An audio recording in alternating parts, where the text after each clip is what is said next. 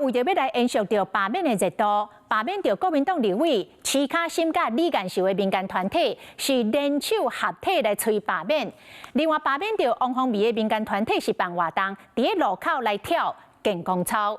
若国民党这边嘛开始来反攻，正道拿的发起人赵少康举办便当会，讨论区域联防的策略，嘛要举办大型的造势活动，邀请到侯友宜、卢秀燕甲韩国瑜合体来展现着大团结。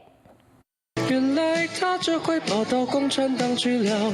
伫台北市街路顶徛几排，甲上班族讲一声搞早，引起着未少人的关注。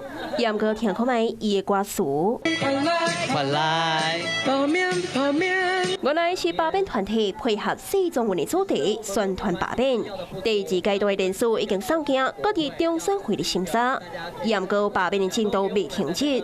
罢免国民党立委王宏伟的兵团，得找定义民意代表组丁，用瓦砾体操拍流箭，开始第三阶段宣传。那我们不想要让这补件就都已经停下来，然后三阶只有一个中断期、冷却期。我觉得好像又在选举了。现在感觉上有很多最年轻的朋友，我们从来没有看过的面孔。罢免南亚立委李干秀甲其他新民团嘛做回催罢免。记者采访到一半，阁有热情的民众支持。谢谢。因为我们家就在徐小新家围旁边，可以感觉到其实他真的已经开始怕了。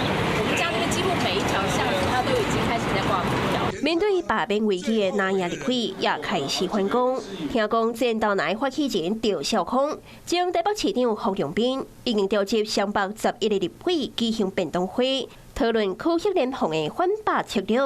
除了选情之下，相关今日拜6个礼拜，嘛要伫双北各办一场大型的造势活动。